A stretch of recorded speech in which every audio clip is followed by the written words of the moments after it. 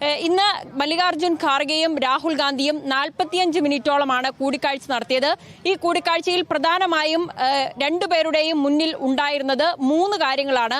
അതിൽ ഒന്നാമത്തേത് നിരീക്ഷകർ സംസ്ഥാനത്ത് പോയി തിരിച്ചു വന്ന് തയ്യാറാക്കിയിട്ടുള്ള റിപ്പോർട്ടാണ്.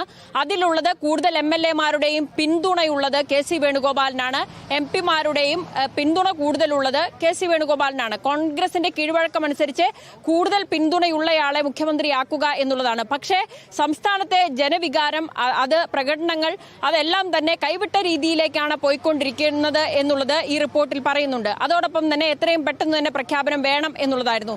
അതിനുശേഷം നേതാക്കളെ എല്ലാവരെയും ഡൽഹിയിലേക്ക് വിളിപ്പിച്ചു. എല്ലാ നേതാക്കളെയും, VD സതീശനെയും KC വേണുഗോപാലിനെയും രമേശ് ചെന്നിത്തലയെയും നിരീക്ഷകരെയും ഒപ്പം ജനവികാരത്തെ അത് ഏത് രീതിയിലാണ് സംസ്ഥാനത്ത് ഉടലെടുത്തിട്ടുള്ളത്, അതിന് ഏത് രീതിയിലാണ് കൈകാര്യം ചെയ്യേണ്ടത്, ഇനി അതിനെ മറികടന്നുകൊണ്ട് ഒരു മുഖ്യമന്ത്രി പ്രഖ്യാപനം നടത്തിയാൽ എന്ത് സംഭവിക്കും തുടങ്ങിയ കാര്യങ്ങളാണ് രാഹുൽ ഗാന്ധി മുൻ PCC അധ്യക്ഷന്മാരിൽ നിന്നും വർക്കിംഗ് പ്രസിഡന്റുമാരിൽ നിന്നും തേടിയത്. അതിൽ K മുരളീധരനും VM സുധീരനും പറഞ്ഞ കാര്യങ്ങളെ മുഖവിലക്കെടുത്തു ഹൈക്കമാൻഡ് എന്നുള്ളതാണ് VD സതീശനെ ഒരു മുൻതൂക്കം നിലവിൽ ഉള്ളത് കാണുമ്പോൾ മനസ്സിലാക്കാൻ സാധിക്കുന്നത്.